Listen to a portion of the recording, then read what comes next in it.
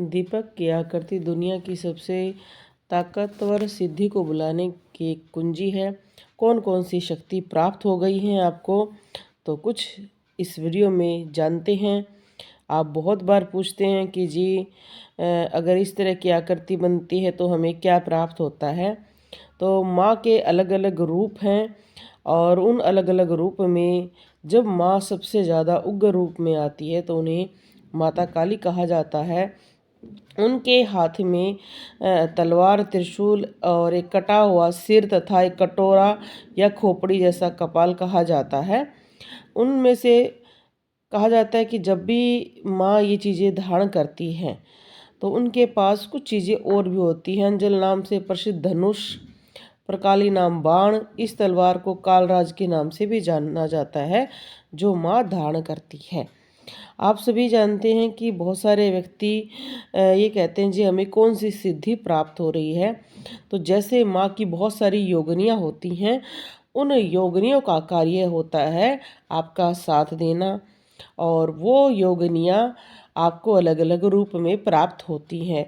अगर आपके दीपक में इस तरह की आकृति बन रही है और आपको कई बार सपने में भी एक स्त्री दिखाई देती है जिसके हाथ में तलवार हो, कटार हो, भाला हो, या आप कह सकते हैं बहुत सारे अस्त्र हैं, जैसे आपने धनुष के आकार का भी एक भाला बोलते हैं वो हो, तो आपको माँ की योगिनी प्राप्त हुई है जो आपके लिए सदैव आपकी रक्षा करेगी। माँ के जो बाण है, ये बाण माँ कालिका के पास है। इनका प्रयोग उन लोगों को नष्ट करने के लिए करती है या उन भक्तों को नुकसान पहुँचाने की कोशिश करती हैं तो वो उनका विनाश कर देती है। माँ कालिका को माधवी के नाम से भी जाना जाता है। उनके पति का नाम शंभु देव है। दुनिया भर में लाखों लोग उनकी पूजा करते हैं। तो माँ ने, देखो आप सभी जानते हैं, अलग अलग रूप लिए हैं और उनमें शिवजी ने भी उनके साथ अलग अलग रूप धारण करके उस लीला को या उस चीज़ को दर्शाया है। आप देखते हैं माँ कालिका का भी आपने कई रूप देखा होगा जिसमें चंद्र उन्होंने मस्तिष्क पे धारण किया हुआ है, तीसरी उनकी आँख होती है, नरमुंड की उन्होंने माला धारण कर रखी होती है और नींबू की माला पहन रखी होती है।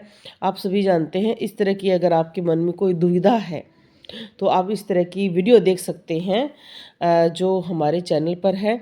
माँ काली और माँ दुर्गा के हाथों में तलवार, कुदाल, त्रिशूल, भाला, चक्र, शंख और घंटा जैसे अस्त्र शस्त्र हैं। इन अस्त्र शस्त्रों से माता बुराई का नाश करती है और अपनी अलग अलग योगिनियाँ, जब कहते हैं ना कि 64 योगिनियाँ, 56 भैरव, और उनके भी छोटे छोटे बहुत सारे रूप प्रदान करती हैं। और कुछ रूप तो उनके जो आप अगर किसी क्षेत्र से संबंध रखते हैं तो वहाँ की कुल देवी के भी आपके पास आ जाते हैं।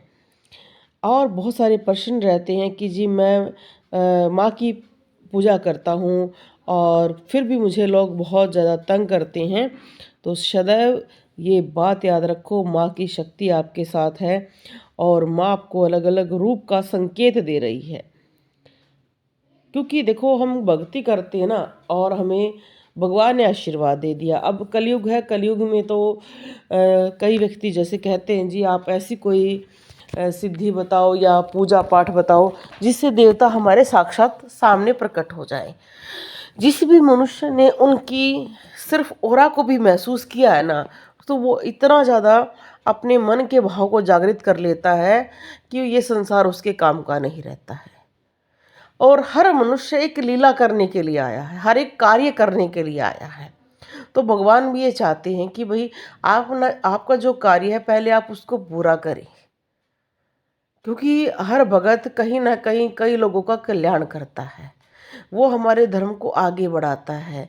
और सबसे बड़ा भगत का कार्य यही होता है, दूसरों को भी भक्ति मार्ग में लाना।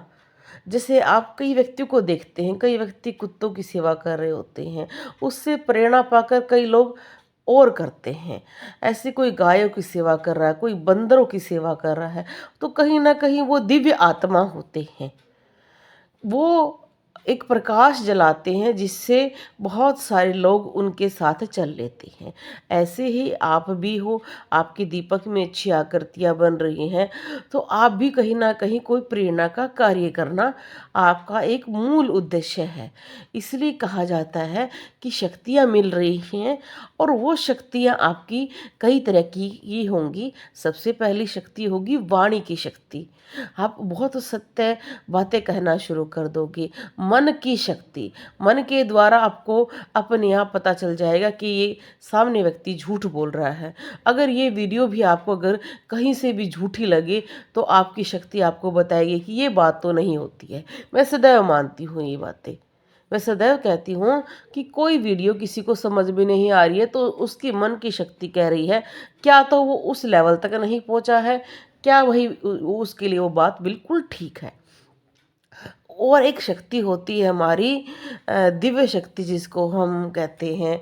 दिव्य शक्तियों में कई शक्तियाँ मानी जाती है। सपने में दिव्य सपने आना, सपने सच्चे आना, सपने बिल्कुल सांकेतिक भाषा में आना और अंगों का फड़कना, अंगों का फुदकना और कुछ चीज़ें जैसे अ, नाक के द्वारा खुशबू को, बदबू को महसूस करना, आप स्किन के द्वारा किसी जैसे आपको ना स्किन में इरिटेशन महसूस होना और कानों के द्वारा किसी व्यक्ति की बातें आपको अच्छी ना लगना, ये सारी दिव्य शक्तियाँ हैं।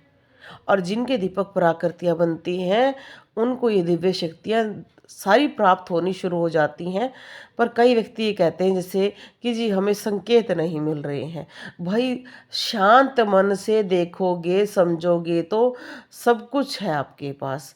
पर क्या है कि हम थोड़ा-सा अस्थिर हैं, बहुत ज़्यादा ओवरथिंकिंग करते हैं और बहुत ज़्यादा मन में विचार रखते हैं, इसलिए आप उन शक्तियों को महसूस नहीं कर पाते हैं। तो अपनी शक्तियों को महसूस करें और अच्छे-अच्छे कमेंट करें, इस वीडियो में लिख के बोलो जय श्री राम।